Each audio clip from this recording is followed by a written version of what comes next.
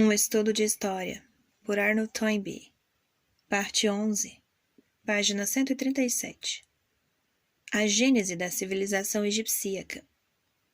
Quando, no capítulo anterior, tratamos do ambiente, admitimos a hipótese, como a admitiram naturalmente os autores helênicos da teoria do ambiente, de que o ambiente é um fator estático, ou, mais particularmente, que dentro dos limites do tempo histórico, as condições físicas apresentadas pela estepe afro-asiática e pelo Vale do Nilo foram sempre as mesmas, tanto nos nossos dias como há 24 séculos, quando os gregos urdiram as suas teorias em torno das referidas condições. De fato, porém, sabemos que as coisas não passam assim. Enquanto o norte da Europa se encontrava coberto de neve até o Harz, e os cumes dos Alpes e dos Pirineus jaziam sob as geleiras, a alta pressão do Ártico desviou para o sul as tempestades chuvosas do Atlântico. Os ciclones que atualmente atravessam a Europa Central passavam então sobre o Mediterrâneo e sobre a zona norte do Saara, e prosseguiam desencadeados por sobre o Líbano e através da Mesopotâmia e a Arábia, em direção à Pérsia e à Índia. O ressecado Saara desfrutava então de chuvas regularmente abundantes e, mais para leste, os aguaceiros, além de serem mais abundantes que atualmente, verificavam-se durante o ano inteiro, em vez de caírem apenas durante o inverno. Seria de esperar que existissem bosques e savanas no norte da África, na Arábia, na Pérsia e no Vale do Indus, semelhantes aos que vicejam hoje no norte do Mediterrâneo. Enquanto o mamute, o rinoceronte lanzudo e o rangífer pastavam em França e no sul da Inglaterra, no norte da África habitava a mesma fauna que hoje encontramos no Zambése e na Rodésia. Os aprazíveis prados da África do Norte e da Ásia do Sul achavam-se, como era natural, mais densamente povoados pelo homem, que as estepes geladas da Europa, e é lógico supor que neste ambiente propício e realmente estimulante, o homem tivesse realizado maiores progressos do que na orla glacial do norte. Depois de terminado a era glacial, porém, a nossa zona afro-asiática começou a sofrer uma profunda modificação física, no sentido da dessecagem, e, simultaneamente, duas ou mais civilizações surgiram numa zona que, anteriormente, como toda a parte restante do mundo desabitado, estivera apenas ocupada por sociedades primitivas da ordem paleolítica. Os modernos arqueólogos encorajam-nos a considerar a dessecagem afro-asiática como um repto que teve como réplicas as gêneses destas civilizações. Neste momento, encontramo-nos em vésperas da Grande Revolução, e em breve encontraremos homens que dominam os suprimentos da sua própria alimentação, graças à posse de animais domesticados e à cultura de cereais. Afigura-se-nos forçoso relacionar esta revolução com a crise decorrente do degelo verificado nas geleiras do norte, com a consequente contração da alta pressão do Ártico e com o desvio das tempestades chuvosas da zona sul do Mediterrâneo para a sua atual trajetória através da Europa Central. Este fato implicaria, certamente, o máximo esforço da engenhosidade dos habitantes da zona anterior dos prados. Perante a dessecagem gradual resultante da redeslocação para norte da faixa ciclônica do Atlântico, ocorrida em virtude da contração das geleiras europeias, três alternativas se ofereceram às populações caçadoras afetadas pelo fenômeno. As referidas populações teriam podido movimentar-se para norte ou para sul, com as suas presas, seguindo a faixa climatérica à qual estavam habituadas, ou teriam podido permanecer onde se encontravam, continuando a viver uma existência miserável em luta constante com os mesmos obstáculos, resistindo à seca, ou teriam podido, finalmente, sem abandonar, ainda neste caso, a terra que habitavam, emancipar-se da dependência dos caprichos do seu ambiente, domesticando animais e dedicando-se à agricultura. Segundo as circunstâncias, aqueles que não modificaram nem o seu habitat, nem a sua maneira de viver, foram condenados a extinguir-se em virtude de terem fracassado na réplica ao repto da dessecagem. Aqueles que evitaram modificar o seu habitat, modificando a sua maneira de viver, e substituíram a caça pelo apacentamento de gado, tornaram-se os nômadas da estepe afroasiática. A obra que realizaram e o destino que tiveram exigirão que lhes dediquemos a nossa atenção em outro capítulo deste livro. Aqueles que preferiram modificar o seu habitat a modificar a sua maneira de viver, isto é, as comunidades que fugiram à seca, seguindo a faixa ciclônica, ao sabor do impulso que esta lhes imprimiu na direção norte, expuseram-se, sem tal ter sido a sua intenção, a um novo repto, o repto da estação fria do norte, que suscitou nova réplica criadora, visto que não sucumbiram ao referido repto, enquanto que as comunidades que se furtaram à seca, retirando na direção sul para a faixa da monção, se colocaram sob a influência entorpecente que dimanava da monotonia climatérica dos trópicos. Em quinto lugar, e finalmente, houve comunidades que replicaram ao repto da dessecagem, modificando tanto o seu habitat como a sua maneira de viver, e esta excepcional reação dupla constituiu o ato dinâmico que, de algumas sociedades primitivas dos desaparecidos prados afroasiáticos, fez nascer as civilizações egipcíaca e sumérica. A modificação da maneira de viver dessas comunidades criadoras constituiu a transformação completa dos angariadores de alimentos e os caçadores em lavradores. A modificação no seu habitat foi pequena sob o ponto de vista da distância que percorreram, mas foi enorme se a avaliarmos sob o ponto de vista da diferença entre as características dos prados que abandonaram e do ambiente no qual vieram a fixar-se. Quando as pradarias que dominavam o vale inferior do Nilo se estenderam até o deserto líbico, e as pradarias que dominavam o vale inferior do Tigre e do Eufrates invadiram o Rubacali e o Dashilut, estes heróicos pioneiros, procedentes das profundidades do vale, inspirados pela sua audácia e pelo seu desespero, mergulharam nos pauís da floresta, virgens da presença do homem, que o seu ato dinâmico devia transformar na terra do Egito e na terra de Shinar. Para os seus vizinhos, que optaram pelas rotas alternativas que atrás descrevemos, a sua aventura teria parecido uma partida perdida, porque na época transata, durante a qual a zona que então estava começando a transformar-se na estepe afroasiática tinha sido um paraíso terreal, os pauís das selvas nilótica e Mesopotâmia tinham se mantido como ermos incultos e desabitados, interditos ao homem e aparentemente impenetráveis. À medida que foi sendo levada a cabo, a aventura revelou-se triunfante, excedendo as mais fervorosas esperanças que os pioneiros poderiam ter alimentado. A exuberância da natureza foi subjugada por obra do homem. Os informes pântanos da selva serviram de caminho para um esquema de canais, aterros e campos de cultura. As terras exuberantes do Egito e de Shinar foram arroteadas, e as sociedades egipcíaca e sumérica iniciaram as suas grandes aventuras. O vale inferior do Nilo, ao qual desceram os nossos pioneiros, não era apenas muito diferente do vale tal como hoje se nos apresenta, após nele terem deixado a sua marca 60 séculos de trabalho útil. Era quase tão diferente do que seria hoje em dia se o homem tivesse deixado à natureza a tarefa de refundi-lo. Mesmo se nos transportássemos à época relativamente remota do Antigo e do Novo Reinado, isto é, muitos milênios após a época dos pioneiros, o hipopótamo, o crocodilo e uma considerável variedade de aves selvagens, nenhuma das quais é atualmente encontrada abaixo da primeira catarata, eram seres comuns no Vale Inferior, como se prova pelas esculturas e pelas pinturas que sobreviveram ao referido período. O que é verdadeiro, relativamente a aves e a outros animais, é igualmente verdadeiro quanto à vegetação. Se bem que a dessecagem se tivesse iniciado, o Egito contava ainda com chuvas e o delta era um pântano alagado.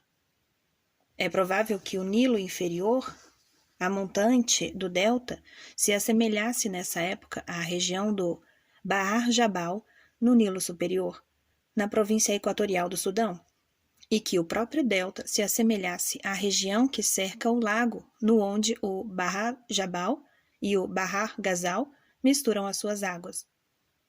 O trecho que se segue constitui uma descrição moderna desta terra lúgubre. O cenário do Bahar Jabal, ao longo de todo o seu curso através da zona dos canaviais, no sul, é, de certo modo, monótona.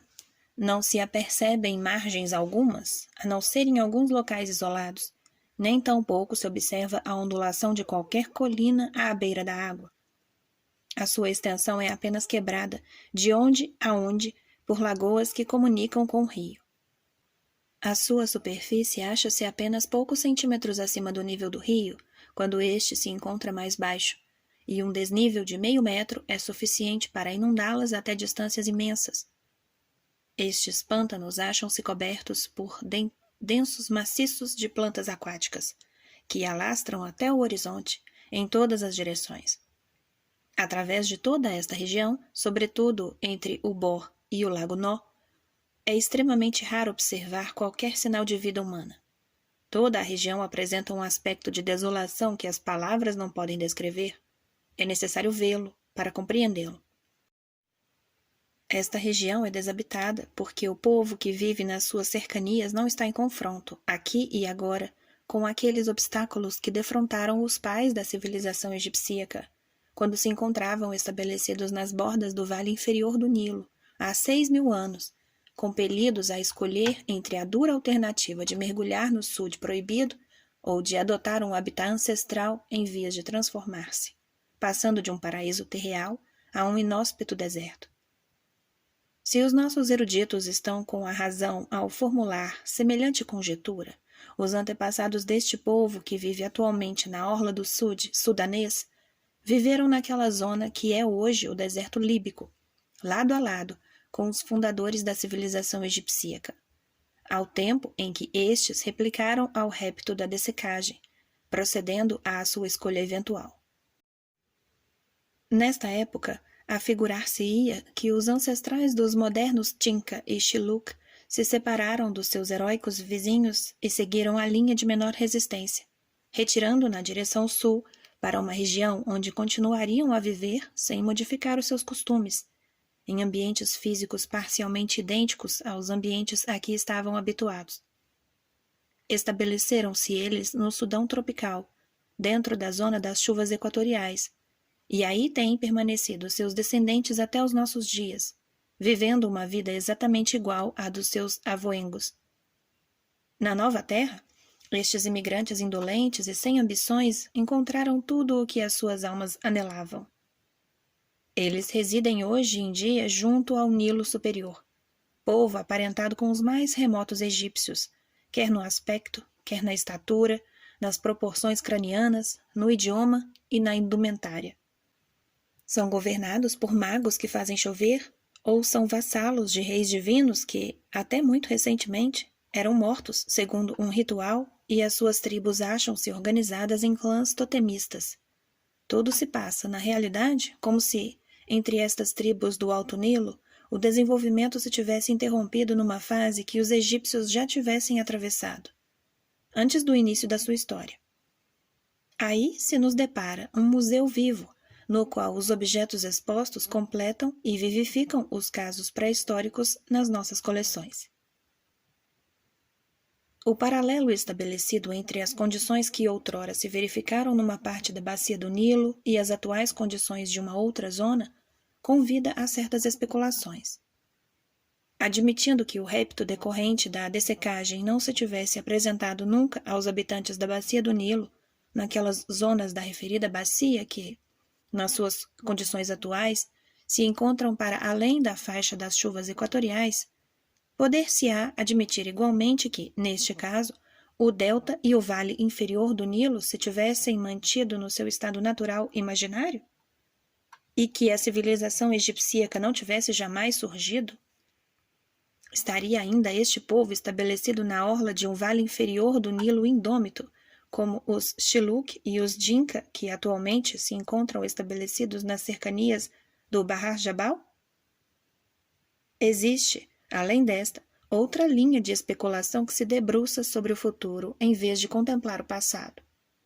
Poderemos recordar que, de acordo com a escala-tempo do universo, do nosso planeta ou da vida, ou mesmo do genus Homo, um período de 6.000 anos é um lapso de tempo desprezível. Admitindo que um outro réptil, tão terrível quanto aquele que noutro tempo se deparou aos habitantes do Nilo Superior, ao termo da era glacial, estivesse para deparar-se futuramente aos habitantes da bacia do Nilo Superior, existe alguma razão para crer que os seus habitantes fossem incapazes de replicar, realizando qualquer ato igualmente dinâmico, suscetível de determinar efeitos igualmente criadores? Não necessitamos de exigir que este réptil hipotético, ao qual seriam suscitados a replicar os Dinka e os Chiluk, seja da mesma espécie daquele ao qual tiveram de replicar os pais da civilização egipcíaca. Seja-nos permitido imaginar que o referido réptil fosse uma consequência do ambiente humano e não do ambiente físico, da intrusão de uma civilização alienígena e não de uma modificação do clima. Não é verdade que este verdadeiro réptil se está realmente apresentado aos habitantes primitivos da África tropical à nossa vista, como efeito do impacto da nossa civilização cristã. Fator humano que, na nossa geração, se encontra representado o papel mítico de Mefistófeles em relação a todas as civilizações existentes e em relação a qualquer outra sociedade primitiva existente sobre a face da Terra? O réptil é ainda tão recente que não nos é possível prever a réplica definitiva que qualquer das sociedades reptadas lhe dará. Podemos apenas dizer que o fracasso dos pais na réplica a um réptil não deveria condenar os filhos a fracassar em face de um novo réptil, ao soar a hora de o enfrentarem. A gênese da civilização sumérica. Podemos tratar deste problema rapidamente, porque ele nos apresenta um réptil idêntico ao que defrontaram os pais da civilização egipcíaca e uma réplica do mesmo gênero. A dessecagem da Afroásia impeliu da mesma forma os pais da civilização sumérica a arrostar com a selva pantanosa do vale inferior do Tigre e do Eufrates e a transformá-la na terra de Shinar. Observa-se uma quase coincidência entre os aspectos materiais destas duas gêneses. As características espirituais das duas civilizações resultantes, a sua religião, a sua arte e mesmo a sua vida social apresentam muito menor semelhança do que os pioneiros apresentaram. Novo indício de que, no campo dos nossos estudos, causas idênticas podem não ser pressupostas, a priori, como determinantes dos mesmos efeitos. A provação pela qual passaram os pais da civilização sumérica é celebrada na lenda sumérica. A morte do dragão Tiamat pelo deus Marduk e a criação do mundo, extraído dos seus restos mortais, traduz a subjugação do ermo primitivo e a criação da terra de Shinar, graças à canalização das águas e à drenagem do solo. A história do dilúvio registra a revolta da natureza contra as algemas que a audácia do homem lhe impôs. Na versão bíblica, que é uma herança literária legada pelos judeus quando foram desterrados pelas águas da Babilônia, dilúvio tornou-se uma palavra corrente da nossa sociedade ocidental. Coube aos modernos arqueólogos a tarefa de descobrir a versão original da lenda, e ainda a de encontrar a evidência direta de um determinado dilúvio de gravidade anormal, numa camada espessa de argila de aluvião que separa as estratificações mais remotas das estratificações mais recentes, depositadas pela habitação do homem nos locais de determinadas sedes históricas da cultura sumérica. A bacia do Tigre e do Eufrates, como a bacia do Nilo, apresenta à nossa observação um museu no qual podemos estudar o aspecto normal da natureza inanimada na braveza da selva que o homem transformou, simultaneamente com a vida que levaram, nesta selva rude, os primeiros pioneiros suméricos. Na Mesopotâmia, porém, não se nos depara museu algum, como aconteceu quando, na bacia do Nilo, subimos para Montante.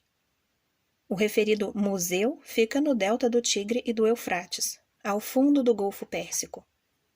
Nesse delta que aí se depositou mercê da confluência dos dois cursos de água irmãos, em épocas posteriores não só à gênese da civilização sumérica, mas também à sua extinção e ainda à extinção de sua sucessora, a civilização babilônica. Estes pântanos, que adquiriram existência gradualmente, durante os últimos 2 a 3 mil anos, permaneceram no estado virgem até esta data, porque durante o referido período não apareceu em cena nenhuma sociedade humana decidida a dominá-los. Os homens dos pântanos que, contra os pântanos, lutaram, aprenderam a adaptar-se a este ambiente de um modo passivo, como indica a alcunha de Palmides, que lhes foi atribuído pelos soldados britânicos que, com eles, se encontraram durante a guerra de 1914 a 1918. Mas, mesmo nessa época, ainda se não tinham preparado para a tarefa que os pais da civilização sumérica tinham levado a cabo numa região semelhante há cerca de 5 ou 6 mil anos, ao transformar outros pântanos numa rede de campos de cultura e de canais. A gênese da civilização cínica. Se considerarmos agora a gênese da civilização cínica no vale inferior do Rio Amarelo, encontraremos uma réplica humana ao repto de uma natureza que foi talvez ainda mais hostil do que o repto dos 2 rios, o Tigre e o Eufrates, e do que o repto do Nilo.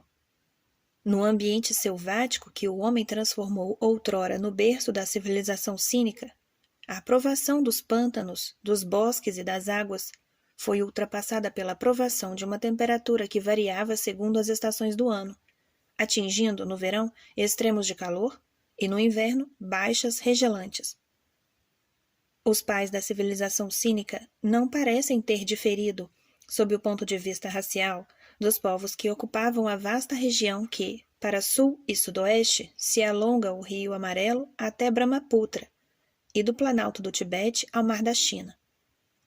Se determinados membros desta raça tão dispersa criaram uma civilização, enquanto os restantes permaneceram estéreis sob o ponto de vista cultural, a explicação deve residir no fato de que uma faculdade criadora, igualmente latente em todos eles, foi despertada entre os primeiros e apenas entre esses, devido a ter-se-lhes deparado um repto que não ocorreu ter se deparado aos restantes. No estado atual dos nossos conhecimentos, é impossível determinar a natureza exata deste repto. O que se pode afirmar com segurança é que os pais da civilização cínica, na região onde se fixaram próximo ao Rio Amarelo, não gozaram da suposta, mas ilusória vantagem de um ambiente mais suave do que o dos seus vizinhos. Na verdade, mais para o sul, no vale do Yangtze, por exemplo, onde se não originou a referida civilização, nenhum dos mencionados povos teria tido que enfrentar uma tão árdua luta pela vida. As gêneses das civilizações maia e ândica. O repto cuja réplica foi a civilização maia consistiu na pujança da floresta tropical. A cultura maia tornou-se possível devido à aquisição, para a agricultura, de ricas terras baixas onde a exuberância só pôde ser mantida em respeito graças a um esforço organizado. Nas terras altas, o arrocamento da terra foi comparativamente fácil, devido à escassez da vegetação natural e ao controle a que esteve sujeita a irrigação. Nas terras baixas, porém, existiam grandes árvores que se tornava necessário derrubar, da mesma forma que era necessário impedir o crescimento rápido dos bosques, usando uma infatigável energia. Mas quando foi realmente domesticada, a natureza recompensou abundantemente o lavrador audaz. Além disso, há motivos para crer que a remoção da cobertura florestal em vastas áreas afetou favoravelmente as condições de vida, que sob um dossel de folhagem eram, de fato, duras. A este repto, que determinou o aparecimento da civilização maia, ao norte do istmo do Panamá, não tiveram de replicar os povos que habitavam ao sul do istmo. As civilizações que desabrocharam na América do Sul foram réplicas a 2 reptos muito diferentes, suscitados pelo Planalto Andino e pela costa adjacente do Pacífico. No Planalto, os pais da civilização ândica foram reptados por um clima agreste e por um solo hostil. Na costa, foram reptados pelo calor e pela seca de um deserto equatorial quase sem chuvas. situado ao nível do mar, que só poderia ter se tornado fértil pelo trabalho do homem. Os pioneiros da civilização, na costa, conseguiram magicamente fazer brotar oásis do deserto, aproveitando as águas escassas que desciam da escarpa ocidental do Planalto e dando vida à planície por meio da irrigação. Os pioneiros do Planalto transformaram em campos as suas encostas, aproveitando o solo escasso que transformaram em socalcos preservados, mercê de um sistema generalizado de muros de suporte laboriosamente construídos. A gênese da civilização minoica. Esclarecemos até este momento, em função de réplicas e reptos do ambiente físico, as gêneses de 5 das 6 civilizações não relacionadas. A sexta constitui uma réplica a um repto de ordem física que ainda não encontramos no decurso do nosso exame, o repto do mar. Donde vieram os pioneiros da talassocracia de Minos? Da Europa, da Ásia ou da América? Um golpe de vista sobre o mapa induzir-nos a crer que terão vindo da Europa ou da Ásia, porque as ilhas se encontram muito mais próximas destes continentes do que da África do Norte, representando, de fato, cumes de cadeias de montanhas submersas, as quais, devido a uma convulsão ocorrida em épocas pré-históricas e ao afluxo das águas, constituíram uma cadeia contínua que teria unido a Anatólia à Grécia.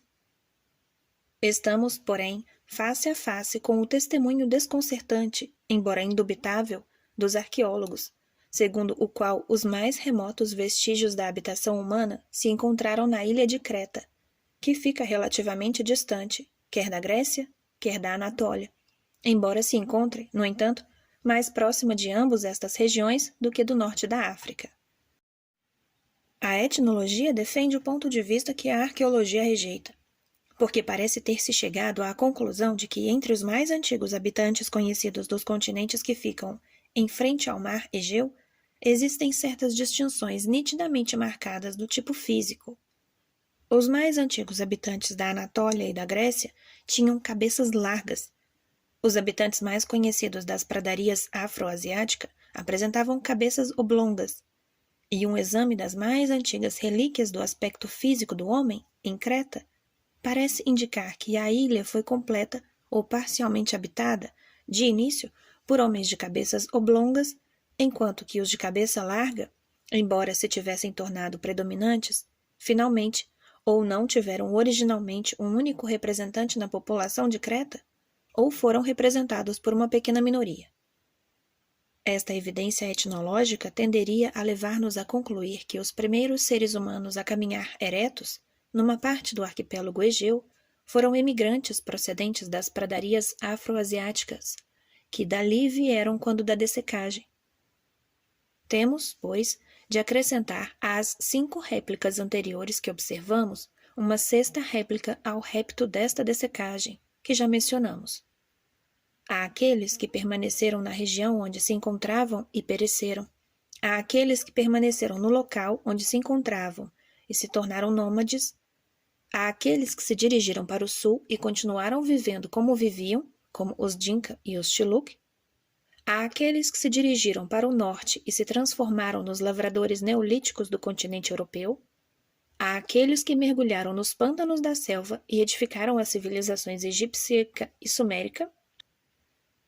Devemos acrescentar aqueles que, dirigindo-se para o norte e chocando-se, não com as passagens relativamente fáceis dos istmos então remanescentes dos estreitos ainda existentes, mas com a vastidão intimidante do Mediterrâneo aberto, aceitaram este repto adicional, se fizeram ao mar e construíram a civilização minoica. Se esta análise estiver correta, proporciona um novo exemplo a confirmar a seguinte verdade. A ação recíproca entre reptos e réplicas foi o fator que, mais que todos os outros, influiu nas gêneses das civilizações. No caso em questão, mais do que a proximidade. Se a proximidade tivesse sido o fator determinante da ocupação do arquipélago, então os primeiros ocupantes das ilhas do mar Egeu teriam sido os habitantes dos continentes mais próximos, isto é, da Europa e da Ásia. muitas das ilhas se encontram ao alcance de uma pedra, lançada destas zonas continentais, ao passo que Creta se encontra a 200 milhas do mais próximo ponto do continente africano. Mesmo as ilhas mais próximas da Europa e da Ásia, que aparentemente não foram ocupadas até a uma data muito posterior à ocupação de Creta, parecem ter sido ocupadas concomitantemente por indivíduos de cabeça larga e de cabeça oblonga, o que nos induz a supor que, depois dos afro-asiáticos terem cavado os alicerces da civilização minoica, outros se intrometeram na sua obra, fossem impelidos pela simples tendência no sentido de imitar os pioneiros, fossem por terem sido também forçados por qualquer pressão ou repto que nos não é possível precisar com exatidão na sua época, a replicar da mesma forma que tinham replicado anteriormente os ocupantes afro-asiáticos originais, sob a pressão de circunstâncias ainda mais terríveis. Gênesis das civilizações filiadas. Quando passamos das civilizações sem filiação, que despertam da fase yin de uma sociedade primitiva, para as civilizações mais recentes que, sob vários aspectos e em vários graus, se filiaram a predecessoras civilizadas, é evidente que, no último caso, embora se possa ter verificado igualmente um repto físico de qualquer grau que as estimulasse, o repto primitivo e essencial foi um repto humano decorrente da sua relação com a sociedade à qual se filiaram. Este repto está implícito na própria relação que liga as duas sociedades, a qual se inicia com uma diferenciação e termina por uma secessão. A diferenciação opera-se dentro do organismo da civilização anterior e verifica-se no momento em que a referida civilização começa a perder o poder criador, graças ao qual, no seu período de desenvolvimento, inspirou algum dia uma voluntária subordinação nos corações do povo, abaixo da sua superfície ou para além dos seus limites. Nos casos em que este fato ocorreu, a civilização abalada sofreu a penalização da falência da sua vitalidade, sendo desintegrada numa minoria dominante que assumiu o governo com opressividade crescente, mas não mais a orientou, e num proletariado, interno e externo, que replicou a este repto adquirindo consciência de uma alma própria e decidiu salvar a vida desta alma. A ânsia de repressão da minoria dominante despertou no proletariado o desejo de cindir-se, e um conflito entre estas duas vontades prosseguiu durante o período em que a civilização em declínio pendeu para a sua queda até o momento em que, quando a civilização se encontrou em articulo mortis, o referido proletariado acabou, finalmente, por libertar-se do ambiente que constituíra, outrora, o seu meio espiritual, mas que mais tarde se transformou em seu cárcere e, finalmente, na sua cidade da destruição.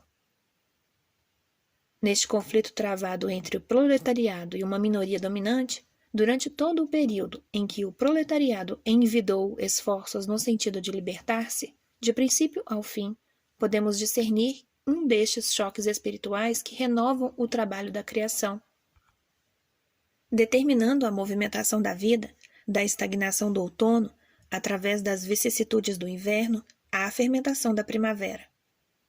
A secessão do proletariado constituiu o ato dinâmico no qual consiste a réplica ao repto, por meio do qual a transformação de yin em yang se concretiza. E no decurso desta separação dinâmica nasceu a civilização filiada. Será possível discernir igualmente um repto físico nas gêneses das nossas civilizações filiadas? Vimos, no segundo capítulo, que as civilizações filiadas apresentavam diversos graus de parentesco com as suas predecessoras, sob o ponto de vista da sua situação geográfica. Numa das extremidades da escala, a civilização babilônica apresenta um desenvolvimento completamente enquadrado na pátria da sua antecessora, a sociedade sumérica. Neste caso, torna-se difícil admitir que se tenha verificado a interferência de um repto físico, por pequeno que fosse, na gênese da nova civilização, a não ser dentro dos limites em que, durante o interregno que se verificou entre as duas civilizações, possa ter havido até certo ponto uma recaída do berço em que a nova civilização surgiu, no seu estado natural primitivo, e que este fato tivesse reptado os pioneiros da civilização mais recente, impelindo-os a repetir as façanhas iniciais dos seus predecessores. Quando, porém, a civilização filiada desbravou a nova terra e estabeleceu a sua sede, parcial ou totalmente fora da área ocupada pela civilização anterior, o repto verificado seria o do novo ambiente físico ainda por dominar. Assim, à nossa civilização ocidental, no momento da sua gênese, foi lançado o repto das florestas, das chuvas e das geadas da Europa transalpina, repto que a civilização helênica que a antecedeu não teve de defrontar. A civilização índica, quando da sua gênese, teve de replicar ao repto das florestas úmidas tropicais do Vale do Ganges, repto ao qual não foi submetida a sua predecessora, que foi a província ou vergúntea externa da civilização sumérica no Vale do Indus.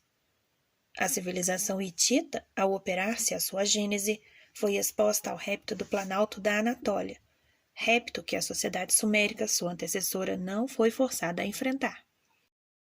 O repto ao qual a civilização helênica teve de replicar, no momento de sua gênese, o repto do mar, foi precisamente o mesmo que defrontou a anterior civilização minoica. Este repto, contudo, foi inteiramente novo para o proletariado externo que habitava para além da fronteira terrestre da talassocracia de Minos.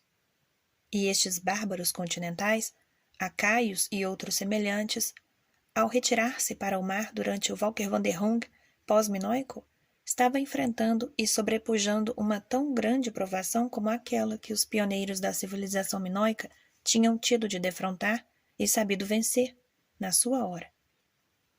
Na América, a civilização yucateca, durante a sua gênese, foi submetida ao repto da falta de água, da falta de árvores e quase da falta de terra na camada superficial da rocha calcária da península de Yucatán, e a civilização méxica enfrentou o repto do Planalto mexicano, nenhum dos quais se tinham deparado à civilização maia que as antecedeu. Restam as civilizações hindu, extremo-oriental, cristã ortodoxa, arábica e islâmica. Estas civilizações não parecem ter sido submetidas a qualquer repto físico evidente, porque as suas sedes, embora não fossem idênticas às sedes das civilizações que as antecederam, como ocorreu com a sociedade babilônica, tinham já sido subjugadas por esta ou por outras civilizações. Parece-nos, contudo, razoável subdividir a civilização cristã ortodoxa e a civilização extremo-oriental. O ramo da civilização ortodoxa, na Rússia, foi exposto ao repto das florestas, das chuvas e da geada, em escala mais rigorosa do que a que se deparou à nossa civilização ocidental. E o ramo da civilização extremo-oriental, na Coreia e no Japão, foi submetida a um repto do mar completamente diferente de qualquer outro repto que tivessem tido que enfrentar os pioneiros da civilização cínica.